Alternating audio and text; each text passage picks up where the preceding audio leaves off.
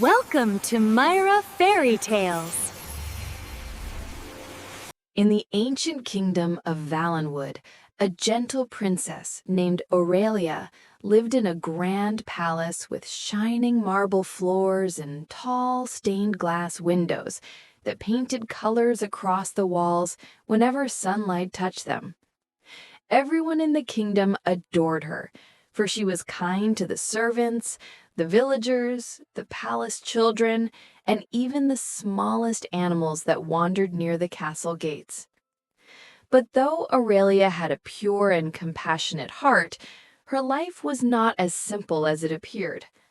Her mother, the true queen, had passed away years ago, leaving behind only a few magical belongings and a blessing woven into a small white handkerchief embroidered with 3 drops of silver thread.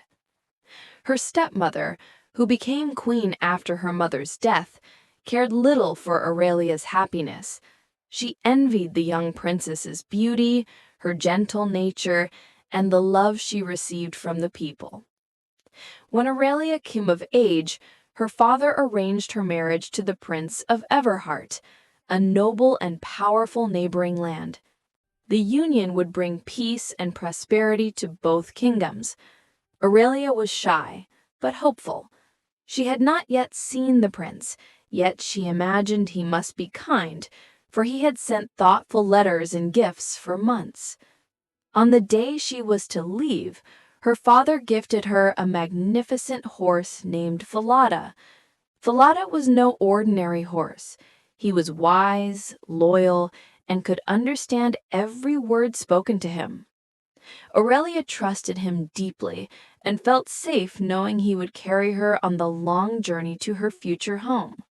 But as preparations were made, the queen was making plans of her own. She summoned Aurelia's maid, Merva, a young woman who had always felt overshadowed by Aurelia's grace and beauty. The queen spoke in a soft, dangerous voice, promising Merva wealth, status, and luxury if she ensured the princess never reached Everheart as a princess. Merva, whose heart was filled with jealousy and ambition, accepted. She bowed, pretending loyalty, while her mind twisted with desire for everything Aurelia had. Aurelia set off the next morning, wearing a simple traveling dress and carrying only her mother's enchanted handkerchief for comfort. Merva rode beside her with an expression of fake kindness.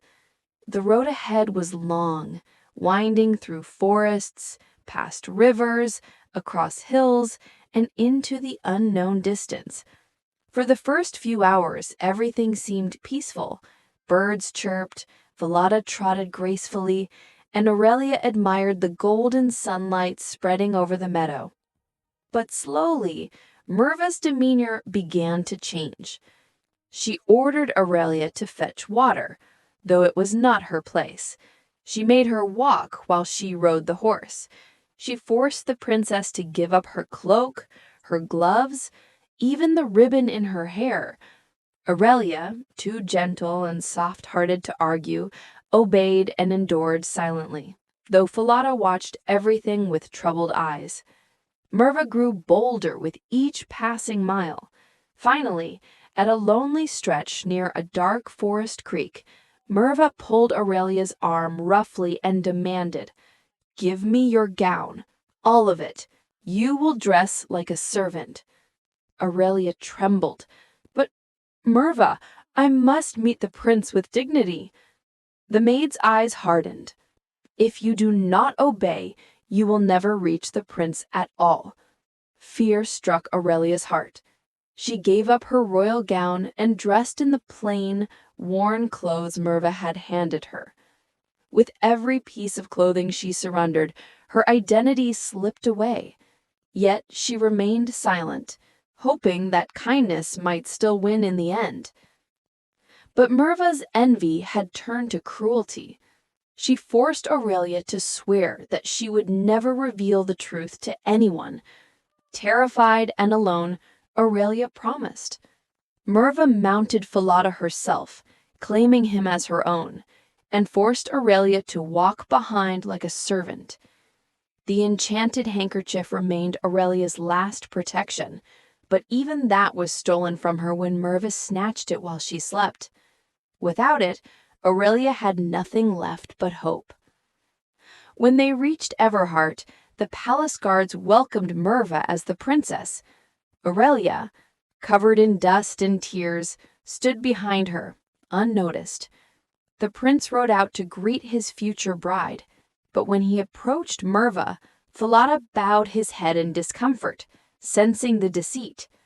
The prince found this odd, but said nothing. When he saw the quiet girl behind Merva, he felt a strange tug in his heart, as if he had seen her in a dream, yet he brushed aside the thought. Days passed, and Aurelia was sent to work as a goose girl at the far end of the palace grounds. She rose each morning before dawn to gather the geese, wash the troughs, and sweep the yards. Her hands grew calloused, her feet sore, yet she spoke kindly to everyone, including the geese, who adored her gentle voice.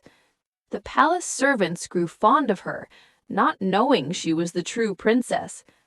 Meanwhile, Merva lived comfortably inside the palace, wearing fine dresses and pretending to be the royal bride.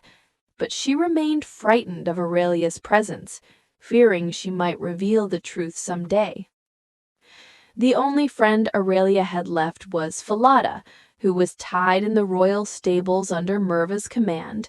Whenever Aurelia passed by, she whispered softly, "Falada, my friend, if only you could help me." The horse's eyes softened with sorrow. "If only I could speak," he would have said. But Falada's fate was already sealed. Merva, sensing danger, ordered him to be killed so he could never expose her. Aurelia wept as she heard the news, but even in death, Falada's spirit remained near her, watching over her like a silent guardian. The prince, meanwhile, grew uneasy around his supposed bride. Merva was rude to the servants, unkind to the animals, and impatient whenever he spoke. She did not smile unless forced, and never once did he sense warmth in her presence. But from afar, he often saw Aurelia tending to the geese with patience and care. He noticed the way she spoke gently to the birds, how the birds gathered around her lovingly, how a strange sorrow lingered in her eyes. He heard her speak softly to the wind, as if confiding in someone unseen. "Oh, Falada, if only you were here." One windy morning, Aurelia drove the geese to the meadow with a stable boy named Conrad. Conrad enjoyed teasing her, trying to make her angry, for he thought it funny how the geese always listened to her more than him. But even when annoyed, Aurelia never snapped. When the wind blew, revealing her golden hair beneath the scarf she used to hide it, Conrad marveled. "You look like a princess," he said playfully. Aurelia quickly covered her hair, her eyes full of fear. "Please don't say that," she whispered.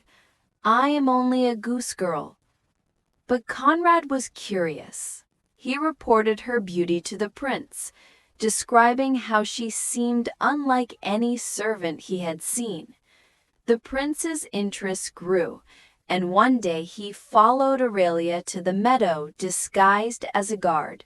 Voice cracked with emotion, and the prince felt his heart ache. He could not ignore it any longer. When he returned to the palace, he called for the old king's wise chamberlain. "Find out who that goose girl truly is," he ordered. The chamberlain watched Aurelia closely for days, and eventually overheard her speaking softly to Falada's mounted head, which the stable hands had placed above the gate as decoration. Through the strange enchantment that lingered even after death, Falada's voice whispered back, exposing the truth. The chamberlain ran to the prince and repeated every word. The prince confronted Aurelia gently. assuring her she was safe. Bound by her promise to Merva, she tearfully refused to speak, so he devised a plan. He brought her to a small secret chamber lined with curtains. He told her, "Speak into this iron stove. Tell it everything. It cannot harm you, and no one will hear." Believing she was alone, Aurelia poured out her entire story, her journey, her betrayal, her suffering, her lost horse, and the pain she carried in her heart. But the prince heard every word, for he stood hidden behind the curtains. When she finished, she fell to her knees, exhausted. He stepped forward, lifted her chin gently, and whispered, "You are my true princess." Aurelia's eyes widened with shock, then filled with tears not of sorrow, but of relief. The prince embraced her, promising justice, safety, and love. Merva was summoned before the court. When confronted, she panicked, trying to blame Aurelia, the servants, and even the queen herself, but her lies twisted into knots. As punishment, she was stripped of her false title and banished far from the kingdom where her dishonesty could harm no one. Aurelia was dressed again in beautiful gowns. Her golden hair shone freely, her kindness radiated, and when she walked through the halls, everyone bowed with genuine affection. The prince asked for her hand not out of duty, but out of love, and she accepted with a heart full of joy. Their wedding was celebrated across both kingdoms. Songs echoed through the meadows, lanterns floated across the night sky, and the people rejoiced for days. And although Falada was gone, Aurelia always felt his spirit with her, a silent reminder of courage, loyalty, and the strength of a true heart. From Goose Girl to Queen, Aurelia never lost her kindness. She ruled gently, loved deeply, and became known throughout the lands as the queen whose heart shone brighter than any crown she ever wore.